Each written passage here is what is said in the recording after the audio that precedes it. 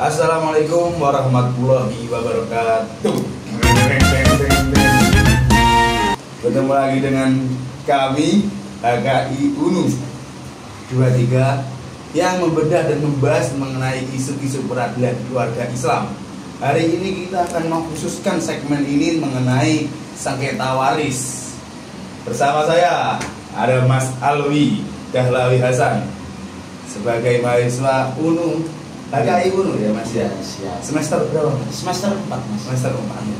Dan juga Mas Alwi ini sudah banyak menemani para tokoh-tokoh pengacara mengenai sengketa waris itu Mas ya. Iya. Langsung aja Mas Alwi. Oh bisa disuruh dulu kok ini Mas Alwi. Oke, Silakan. Santai tadi ya. Langsung saja Mas Alwi, pertanyaan saya yang pertama dan juga ini pertanyaan para teman-teman mahasiswa HKI saya kumpulkan jadi satu. Baik. Mengenai sengketa waris ini sebenarnya apa sih Mas? Akar permasalahannya, sebabnya itu apa? Ada apa? Begini Mas Danang. Ya. Sebenarnya dalam konflik daripada waris ini banyak sekali yang menjadi pemicu daripada konflik tersebut. Terutama mungkin saya bisa menyimpulkan dari 4 poin saja. Yang pertama adalah kurangnya pemahaman tentang hak waris. Terutama kalau kita ini karena kita Muslim, hak waris dalam hal Islam, mulai dari siapa ahli waris tersebut, bagaimana pengelolaan daripada waris, setelah itu bagaimana waris tersebut dibagikan dan sebagainya. Yang kedua adalah tidak adanya pembagian daripada warisan secara tertib, yang mana rata-rata dari pewaris yang sudah meninggal itu mungkin kurang, dia tidak memberikan wasiat ataupun tidak memberikan petuah apapun ataupun pesan-pesan terhadap anak-anaknya, sehingga itu menjadi konflik ataupun pemicu daripada konflik waris tersebut. Selanjutnya adalah konflik keluarga. Nah, konflik keluarga ini yang mungkin bisa menjadi pemicu utama daripada sengketa waris tersebut. Yang pertama mungkin konflik keluarga misalnya bisa daripada ibu tiri ataupun bisa daripada adik ipar dan sebagainya, yang mana paman-paman itu pun juga itu bisa menjadikan konflik-konflik ataupun pemicu-pemicu di dalam waris tersebut. Yang keempat bisa kita katakan adalah campur tangan daripada pihak luar. Cawe-cawe daripada diri. Itu dikarenakan rata-rata kalau memang dalam segi angka waris tersebut besar, rata-rata daripada pihak luar itu akan ngaku dulur. Nah, itu loh, ngaku dulur. Seperti itu Mas Danang ya. Terima kasih Mas Alwi. Jadi kalau saya tangkap tadi bukan hanya soal angka Mas ya. Bukan, juga mengenai emosional, sifat emosional. Betul sekali. Jadi lebih tepatnya adalah waris ini bukan hanya tentang seberapa besar warisannya, seberapa besar angka daripada warisannya, tetapi lebih ke bagaimana keadilannya, bagaimana hubungannya, dan yang paling penting adalah bagaimana hubungan kekerabatannya. Karena rata-rata waris itu diturunkan ke anak-anaknya ataupun ke keluarga-keluarga terdekatnya yang mungkin masih ada, dan itu menjadi rata-rata konflik dan pemicu daripada sengketa waris tersebut. Begitu Mas Danang. Jawaban Mas Alwi sangat baik ya Mas Alwi. Alhamdulillah, karena ya belajar. Kalau sudah ada konflik seperti ini Mas, Ya. terus prosedur di pengadilan agama itu seperti apa untuk menyelesaikan konflik ini? Sebenarnya kita tidak usah pergi ke pengadilan agama. Tidak usah Mas Alwi. Tidak usah. Kita langsung memakai mediasi. Kalau memang lingkup daripada warisan tersebut memungkinkan untuk diselesaikan oleh entah tokoh agama ataupun mediasi atau penengah di keluarga tersebut, itu sudah cukup. Tetapi kalau sudah masuk di pengadilan, yang paling utama, tahapan pertama adalah penggugat mengajukan bukti dan juga siapa saja yang terlibat di dalam sengketa tersebut dan apa yang disengketakan tersebut. Itu dalam hal konsep warisannya, seperti itu. Yang kedua, setelah itu majelis hakim akan memeriksa bukti-bukti tersebut untuk bagaimana mengkonkretkan atau mensohhikan apa yang menjadi gugatan dari sisi penggugat tersebut. Setelah itu yang ketiga, hakim menetapkan siapa yang menjadi ahli warisan. Di situ rata-rata nanti konflik ataupun pemicu daripada kebakaran, bahasanya kebakaran ya, kebakaran daripada pihak keluarga, entah itu penggugat atau tergugat, rata-rata pasti akan ada yang namanya kecewa di pengadilan. Karena gelo. memang ya benar gelo, karena memang ahli daripada majelis hakim itu akan memutuskan sesuai dengan bukti dan juga sesuai dengan siapa dan apa yang menjadi sengketa daripada waris tersebut. Setelah itu jika perlu nanti akan dilakukan dari pengadilan agama adalah eksekusi terhadap sengketa waris tersebut, entah itu pembagiannya ataupun entah itu siapa yang menentukan ahli waris tersebut. Seperti itu di pengadilan. Sebenarnya pengadilan sangat apa ya, gimana ya Mas Rey? Lebih rumit ya. Lebih rumit. Lebih baik kita menyelesaikan di mediasi, ngobrol, taruh diri ya. Seperti itu. Oh iya.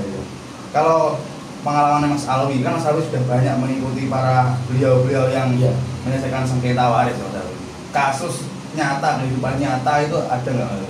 Kalau secara nyata mungkin saya belum menemukan secara gimana ya, secara rinci tentang konflik daripada sengketa waris tersebut. Tetapi saya pernah membaca sebuah artikel, ini mungkin bisa menjadi acuan daripada teman-teman, bahwasanya ada satu permasalahan di daerah Jawa Tengah. Untuk kotanya saya kurang tahu di mana, tapi saya pernah membaca bahwasanya ada seorang anak terakhir, dia itu mengajukan gugatan kepada kakak-kakaknya sebagai tergugat karena dia tidak mendapatkan ahli waris atau bagian. Setelah ditelusuri secara nyata dan ditelusuri oleh pengadilan, ternyata diketahui bahwasanya anak tersebut tetap menjadi anak tersebut adalah anak daripada ayahnya, tetapi berbeda ibu. Dan secara nyata bahwasanya ayah tersebut menikahi ibu daripada anak tersebut, ya, ibu dari anak tersebut. Begini, saya agak rumit. Ini waris ini rumit. Intinya begini, anak terakhir ini menggugat kakak-kakaknya, ya, menggugat kakak-kakaknya karena tidak mendapatkan bagian di waris tersebut. Setelah itu ditelusuri oleh pengadilan, ternyata anak terakhir tersebut adalah hasil daripada pernikahan siri dari seorang ayah. Paham. Seperti itu toh. Ya, ternyata pernikahan siri tersebut jelas tidak akan terdaftar di KUA di negara secara jelas tidak terdaftar di negara. Akhirnya kalau kita mengacu dalam pasal 171 di kompilasi hukum Islam, itu jelas di KHI bahwasanya anak tersebut tetap mendapatkan dengan syarat. Iya betul, karena dia secara nyata dan jelas dia membuktikan bahwasanya dia itu adalah salah satu dari keluarga ayahnya tersebut, dengan bukti bahwasanya dia bisa mendatangkan saksi dan bukti secara nyata. Oh, paham. Ya, seperti itu ya. Disuruh dulu ya Mas Ali. Oke, jawaban Mas Ali sangat gamblang berarti ya. Ya, gamblang, alhamdulillah. Jadi langsung saja Mas Ali, untuk saran-saran dari Mas Ali untuk teman-teman ataupun masyarakat agar terhindar atau bahkan sedang mengalami konflik waris ini, ada sarannya nggak Mas Ali?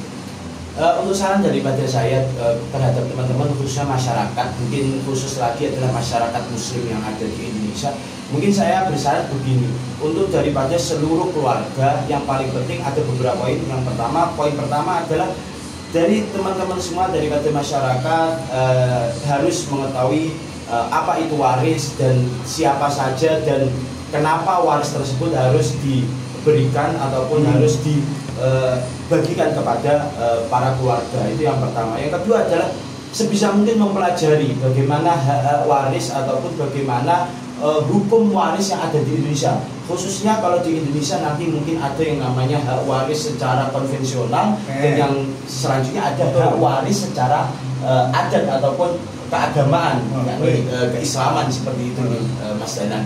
Jadi saya menyarankan untuk setidaknya dalam satu keluarga itu harus ada yang paham betul tentang bagaimana hukum waris di Indonesia. Setelah itu, kalau memang benar-benar ada konflik ataupun sengketa dalam hal waris, saya menyarankan kepada teman-teman untuk ayo duduk bersama, diselesaikan secara otak dingin dan tidak sampai dibawa keluar kemana-mana. Karena khususnya waris tersebut hanya diperoleh dan diperuntukkan untuk teman-teman ataupun keluarga-keluarga yang ada di lingkup pewaris tersebut. Mungkin itu saran saya untuk teman-teman masyarakat ataupun teman-teman daripada mahasiswa-mahasiswa. Seperti itu Mas Anang. Berarti yang saya ambil dari semua tadi, Ya. salah satu kunci untuk terhindar dari konflik waris adalah pengetahuan, teman-teman. Ya, Jadi betul. adanya pengetahuan itu dapat menghindarkan kita dari konflik waris. Betul Mas Alwi ya? Betul, betul. Oke, baik Mas Alwi. Terima kasih Iya, sama-sama Mas Danang. waktunya. Iya, ini agak kocak juga ya. Santai aja kita. Sampai ada HKI semester 4, saya HKI semester 4, setelah itu saya dijadikan pemateri, jadi agak kocak juga. Terima kasih Mas Alwi, luar biasa, luar biasa. Sahabat dari Mas Alwi. Nanti kalau ada waktu senggang kita undang lagi di YouTube HKI Unitar 23 untuk membahas konflik-konflik lagi Mas Alwi ya. Ya, memang kalau wajah saya memang terkenal konflik sekali. Iya. Ya. Jadi penyelesaian dan juga yang menyebabkan konflik itu seperti saya seperti ini. Ya, seperti itu. Oke. Seperti itu teman-teman. Dari teman kita mahasiswa HKI juga semester 4 yang sudah bergelut atau banyak pengalaman di bidang sengketa waris, seperti itu jawabannya. Banyak ilmu yang dapat kita ambil, semua daging lagi Mas Alwi, semua jelasnya daging. Begitu saja. Terima kasih Mas Alwi atas kedatangannya. Siap, Terima kasih. Wassalamualaikum warahmatullahi wabarakatuh.